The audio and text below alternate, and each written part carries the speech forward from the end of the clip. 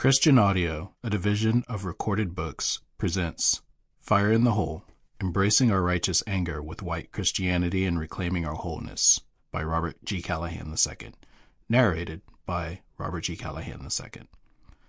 Publisher's Note: in this audio edition, you will hear references to a QR code present in the print and ebook formats of the book. Dedication: for my wife, my family, and all my friends who saw beauty in my fire, and for all the survivors who are angry. Whenever I speak, I cry out, proclaiming violence and destruction, so the word of the Lord has brought me insult and reproach all day long. But if I say, I will not mention his word or speak any more his name, his word is in my heart like a fire shut up in my bones. I am weary of holding it in. Indeed, I cannot. Jeremiah chapter 20, verses 8 and 9. Epigraph. I always want to, first of all, interrogate my intentions. What do I bring to this space, even while I prepare my sermons? In this space, I'll be honest, I vacillate between two places, fatigue and anger. And I have to be honest about how I come to sermon preparation in this season.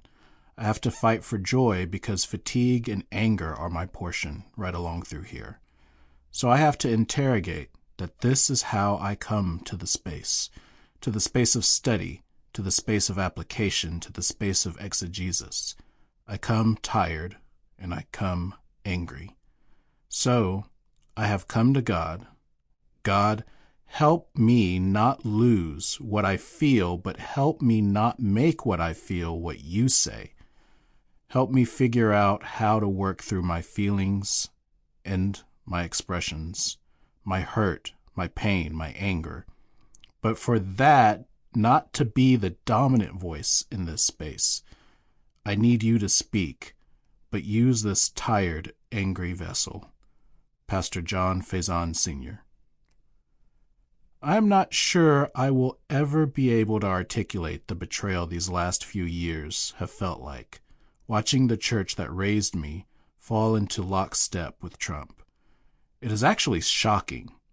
The white supremacy, the brutal anti-immigrant policies, the immorality, the absolute depravity.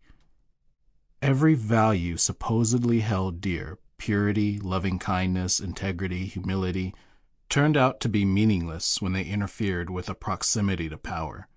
So many of us feel like spiritual orphans, abandoned by our spiritual leaders and disassociated from the church that once taught us to act justly, love mercy, and walk humbly with our God.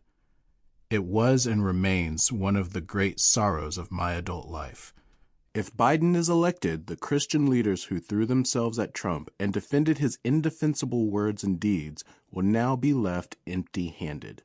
They got their 30 pieces of silver, but they lost their witness, their integrity, and the next generation of the church. This is not a tacit endorsement of Biden. It is grief over the Christian defense and rabid support of Trump. I will never get over it. My kids will never get over it. Jen Hatmaker. O Lord, bless this thy hand grenade, that with it thou mayest blow thine enemies to tiny bits. In thy mercy. The Book of Armaments, Monty Python and the Holy Grail. Introduction. Since I've laid my burden down. Sometimes Christianity feels like a legend. There's archaeological evidence of this extinct culture that existed once a long time ago. Like prehistoric fossils, the bones are reconstructed and displayed to give our best approximation of what it looked like in buildings across America every Sunday.